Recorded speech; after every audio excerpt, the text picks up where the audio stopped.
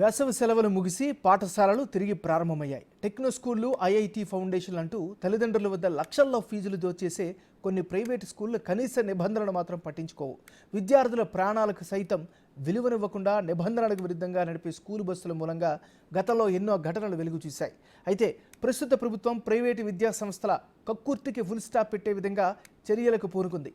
రాష్ట్ర రాజధాని హైదరాబాద్లోని పలు ప్రైవేట్ స్కూళ్లు, కాలేజీల బస్సులను అధికారులు తనిఖీలు చేశారు.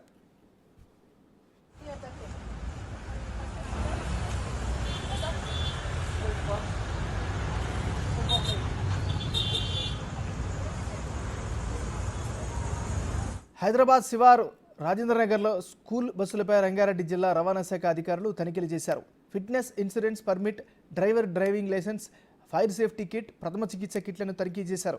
రవాణాకు యోగ్యంగా లేని పలు బస్సులను సీజ్ చేశారు. రాజేంద్రనగర్, శంషాబాద్, మైనాబాద్, శేరలింగంపల్లితో పాటు పలు ప్రాంతాల్లో విస్తృత తనిఖీలు చేశారు.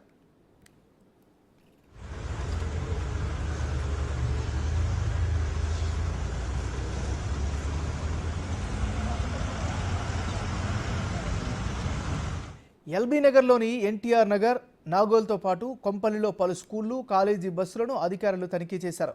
ఫిట్నెస్, ఫైర్ సేఫ్టీ, ఇతర నిబంధనలు పాటించిన స్కూల్ బస్సులపై కేసులు నమోదు చేస్తున్నారు.